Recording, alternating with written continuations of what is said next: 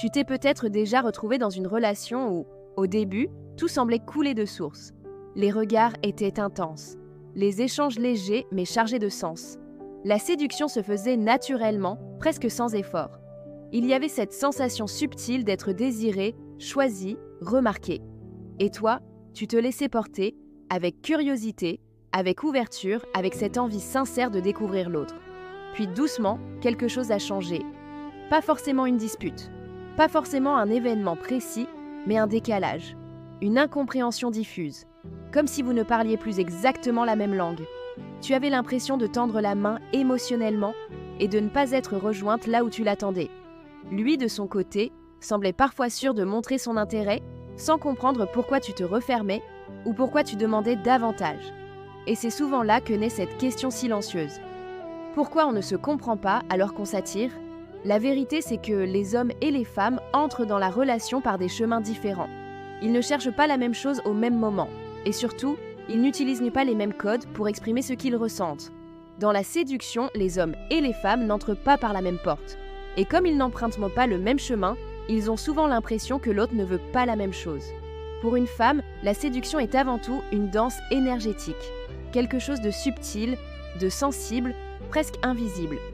Avant même de penser au désir ou à la sexualité, elle ressent l'ambiance, la présence, la sécurité intérieure que l'autre dégage. Elle se pose, souvent inconsciemment, des questions très profondes. Est-ce que je peux être moi-même avec lui, sans me forcer, sans jouer un rôle ? Est-ce qu'il me voit vraiment, au-delà de mon corps, au-delà de mon apparence ?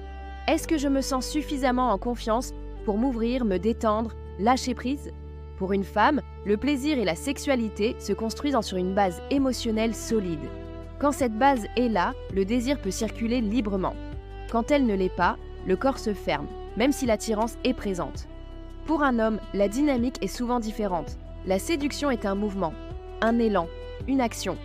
Il s'approche, il agit, il manifeste son intérêt. Et pour lui, cela signifie quelque chose de très simple. Tu me plais, je veux te séduire, je veux me rapprocher de toi. Pour beaucoup d'hommes, le désir est la première porte d'entrée dans la relation. C'est instinctif, spontané. Et c'est souvent là que le premier malentendu apparaît. Quand une femme cherche d'abord la connexion émotionnelle, l'homme cherche souvent le signal, un signe d'ouverture, une validation. La femme peut avoir l'impression qu'il va trop vite. L'homme peut avoir l'impression de faire un pas sans être rejoint. Ce n'est pas contradictoire, c'est complémentaire. Mais tant que ce fonctionnement n'est pas compris, chacun interprète l'autre à travers son propre prisme. Le premier vrai choc entre le féminin et le masculin apparaît souvent autour du désir. Pour beaucoup d'hommes, le désir est une preuve d'intérêt sincère. Ce n'est pas forcément superficiel, ce n'est pas calculé, c'est souvent la manière la plus naturelle qu'ils connaissent pour dire « tu comptes pour moi ».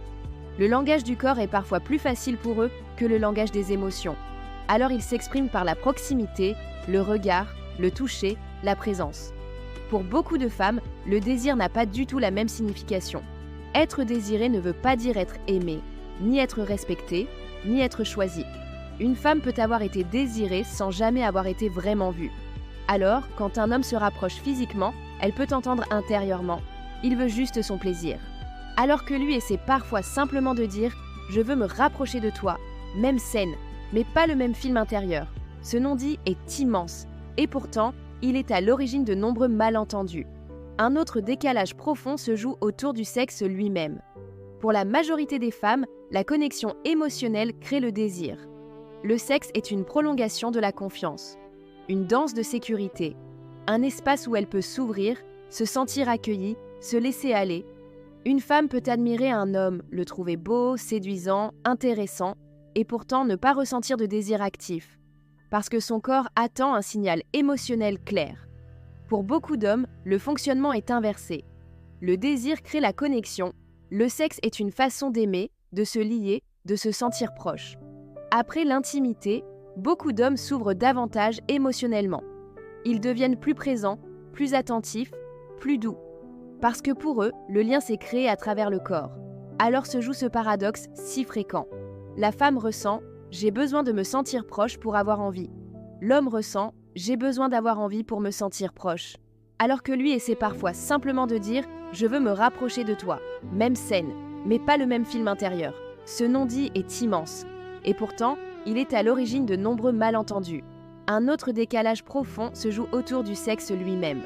Pour la majorité des femmes, la connexion émotionnelle crée le désir.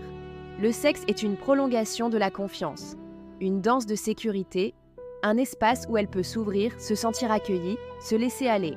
Une femme peut admirer un homme, le trouver beau, séduisant, intéressant, et pourtant ne pas ressentir de désir actif, parce que son corps attend un signal émotionnel clair. Pour beaucoup d'hommes, le fonctionnement est inversé. Le désir crée la connexion. Le sexe est une façon d'aimer, de se lier, de se sentir proche. Après l'intimité, beaucoup d'hommes s'ouvrent davantage émotionnellement. Ils deviennent plus présents, plus attentifs, plus doux. Parce que pour eux, le lien s'est créé à travers le corps. Alors se joue ce paradoxe si fréquent. La femme ressent « j'ai besoin de me sentir proche pour avoir envie ». L'homme ressent « j'ai besoin d'avoir envie pour me sentir proche ». Deux vérités, deux chemins vers le lien. Aucun des deux n'a tort. Mais si ce fonctionnement n'est pas compris, chacun peut croire que l'autre est fermé, insensible, pressé ou désintéressé. En réalité, ils cherchent la même chose, la connexion. Simplement, pas par le même chemin. Un autre malentendu concerne la communication.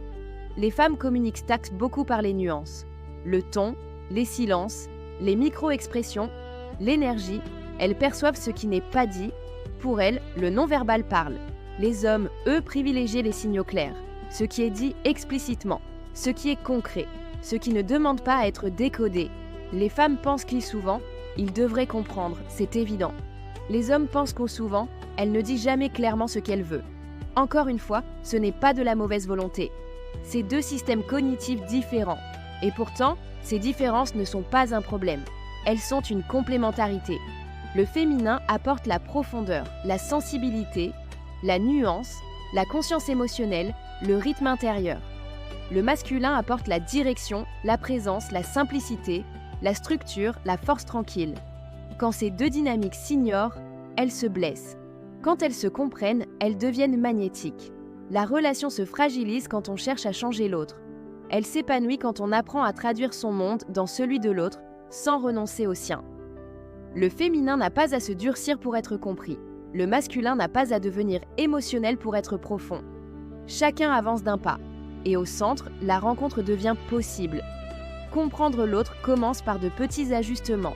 Exprimer ce que tu ressens sans accuser change tout. Les hommes se ferment face aux reproches, mais s'ouvrent face à une émotion sincère. Dire « je me sens perdu quand je ne comprends pas tes intentions » ouvre bien plus de portes que « tu ne me respectes pas ». La vulnérabilité invite la présence masculine, pas la défense. La clarté est une autre clé essentielle. Dire clairement ce qui te ferait plaisir, ce dont tu as besoin, ce que tu attends, ce n'est pas être exigeante, c'est être lisible. Un homme comprend mieux ce qu'il peut faire que ce qu'il doit deviner. Et enfin, apprendre à recevoir. Recevoir ce qu'il offre, même imparfaitement. Un homme qui essaie est un homme qui s'implique. Reconnaître son intention nourrit le lien. Encourage son élan, lui montre que son énergie est bienvenue. Ces ajustements ne demandent pas de se trahir, ils demandent de se traduire.